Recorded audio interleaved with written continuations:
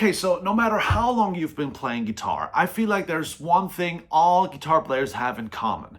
We all remember our first electric guitar. And at this time of the year, Christmas time, where I'm at my parents' place and I have this window into the past because this is where my first electric guitar, this one, still resides. I'm here, and whenever I'm here, I look at this guitar and I think about all the things that happened between day one of playing guitar and today. This is going to be a video about our first electric guitars and what do they mean to us. So let me know in the comments what was your first electric guitar and what was unique about it. What do you still remember about it, and do you still have it? I want to read about that in the comments. So for me, this entire journey with this guitar started when I was 9 years old. I had been playing guitar before that, and my dad had restrung me that 3/4 size acoustic guitar for a couple of years because this used to be a right-handed children's guitar, and he reverse strung it for me so I could play it left-handed because my dad knew that guitar is an unforgiving instrument, and it's hard to play in the beginning. You can't really fret the notes because your hands are weak and it sounds bad, right? So he thought he would make it a little bit more comfortable for me so I would keep at it. But then at age 9, he showed me the live concert movie of Led Zeppelin at Madison Square Garden. The song Remains the Same. And that's when I wanted to start playing electric guitar. I wanted to play a Les Paul because Jimmy Page played one. And to me, that was the coolest dude in the universe. So one day, my dad bought me this cheap Korean Les Paul copy in black. But what I didn't know was I would use this guitar exclusively for the next 10 years. See, I'm from the south of Germany. I come from the countryside, and there's not a lot of options for left-handed players anyway, especially not in the early 2000s. Nowadays, it's much better. But back then, there weren't a lot of options for left-handed guitar players anyway. But coming from the countryside, there's even less options. So for pretty much 10 years, I exclusively played this guitar. And as you can see, nothing stayed original. Hey, Joey from the future here. Just wanted to let you know I still have a 20% discount going on all my guitar courses in the description down below. The discount only runs until end of Christmas Eve. So if you want to get a course for you or for your loved ones as a gift, check it out now, because after Christmas, they're going back to normal price. Get 20% discount now, and if you bundle courses at checkout, you can save up to 50%. So check that out. In fact, I can't play this guitar for you today, guys. I can only tell you the story about it because this guitar is in terrible playing condition. I cannot play this. It has only 4 strings on. They're at least 20 years old. The electronics are all broken. Nothing works anymore. And I'm not quite sure how this is wired. I don't know what I did to it. I don't remember, but this pretty much symbolizes the start of my guitar playing journey. And this is the first thing I want to tell you about because I think there's value in this. Let me know in the comments if you agree to this. I think playing one guitar exclusively, especially in the beginning, and learn all the ins and outs of the instrument, learn what this instrument is good at, what it's not so good at, where are the strengths and weaknesses of that particular instrument, how to work around those weaknesses, how to get the best possible sounds out of this just with your playing style, just by adjusting what you're doing with your hands. There's a lot of value in this. The limitations I had as a left-handed guitar player with only one guitar for about 10 years, I think made me a much better player because I had to be creative with just that. I couldn't just switch to a different guitar. I didn't have the money because I was way too young. I was 9 years old when I got this one. I had to learn the Les Paul style guitar inside and out. What is this instrument good for? What does the neck pickup really sound like? What are the tone options I can get out of every single volume pot, tone pot combination? So that's why I know this instrument in and out. It's because I didn't have anything else. So I think there's great value in that. And that is one of the first things I think about when I come home to my parents and see this instrument. It's not only that I think about, wow, this was the beginning, this was day one of the journey. I also think about, wow, I did spend a significant amount of time in my life just with this specific guitar on my lap. This position with this guitar feels very natural to me. I still remember it. I still remember where it has bad frets. I remember exactly what you can and cannot do with this. It's just crazy. So I think about that. I think about the patience I had to have with just that instrument and the shitty amp. That's the first thing that I really think about.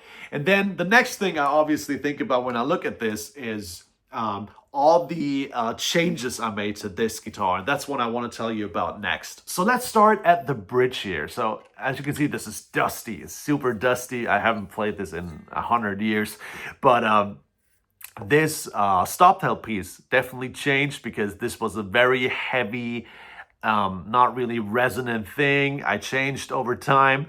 And then the bridge I had to change pretty early. I still remember that because it had sharp slots, and I always would have, string breaks. Strings would always break on certain of these saddles. I'm not sure which ones they were, but I had to change this one. And then, as you can see, I have two different pickups in here. This is an original one. I didn't change that, but this one I changed. Actually, my uncle, he sometimes watches my YouTube videos, helped me change this pickup. This is a Gibson Dirty Fingers, and it's a much better pickup than the stock pickup. And since I mostly play on the bridge pickup anyway, I only need to change this one. I'm not sure if you can see this, but these pickup frames are broken. The plastic is all broken. And then, stuff like that. It's completely loose. This doesn't work anymore. It doesn't go up and down, it goes left and right. So it's all pretty much damaged. And then, I don't know if you can see this, but there's no frets on this guitar left. That is what happens when you play one instrument for 10 years exclusively, and when you're so obsessed with an instrument like I was at age 9, 10, 11, 12. I wanted to be just the best guitar player ever, and I played like it was nobody's business. And there's no frets left here. Look at this. This is pretty much a fretless wonder. I completely played down these frets, and they're completely plain, I feel like. If you wanted to restore this guitar, and let me know in the comments if I should do that, but if you wanted to restore this guitar, you could, but it would definitely need a refret. First and foremost, this is the first thing that would have to happen. Then, obviously, saddle is changed. This saddle looks way too good to be the original saddle. This was a saddle made by a luthier who made that really well. And then the machine heads I had to change to too. So these are original Clousons. I don't know where I had the money for that, but I did change it for original Clousons. Good to know. So if I ever need replacement machine heads, I can use these ones. So as you can see, nothing on this guitar is actually original. You can see I used white permanent marker in those ill-advised teenage times where I wanted to have a James Hetfield kind of guitar. Back is super scratched and dinged. There's lacquer missing on the edges. So, as you can see, a lot of wear and tear on this guitar. I went to my first band rehearsal with this guitar. I went to my first recording session with this guitar. Wasn't a professional recording session, obviously, but so that's the next aspect of the entire story about your first electric guitar is what did you change about it because it sucked in certain parts, So for me, that's the third thing. The first thing for me, as I said, it's the beginning of the journey. Second thing is, my God, I played this for so long. I know exactly how it feels. I know exactly how to work around things. And the third one is, wow, all the things I changed on this guitar to make it somewhat better, to get like a 10% improvement on anything. And I would be so glad if that actually happened. And then the fourth thing that I think about when I see this electric guitar is the kind of illusions we had as younger humans, because When I was young and I had this guitar, I knew this was only a copy of a Gibson. And in my mind, it was always like, I just have to get through this time. And at some point, I'll be able to afford a real Gibson. And then from there, everything is going to be 100% better. My life is going to be 100% better. My tone is going to be 100% better. And when I look at this guitar today, I have to laugh about these statements that I had in my head around that time, because had I known at age 13 that a Gibson Les Paul, an original, is maybe 10, 15% better than this guitar, I probably wouldn't have worked as hard to get one, you know? Because in my mind, it was like, a Gibson Les Paul will be 10,000 times better than what I have here. And then to find out that it was obviously better, but it wasn't, you know, it wasn't like 10 times better. It was like maybe 10 to 15% better. It stayed in tune better and it had better pickups. Yeah. But there's that saying, right? When you're young, you only know what you know and you don't know what you don't know. And that perfectly applies here, because what I didn't know was that after 10 years of exclusively playing this cheap, admittedly not well-made Les Paul copy, I actually had put in the work. I had put in the 10,000 hours. I had put in all the work that I needed to do to know how to get the best possible sound out of guitar like this. So when I finally got a Gibson Les Paul, which was my next guitar after 10 years of playing, I was kind of surprised. It was maybe 10% better, but I kind of realized it sounds good now because you put in the work before. And that's what I think about. I always thought, having this on my lap, I always thought, man, one day I get this great guitar and everything's gonna change.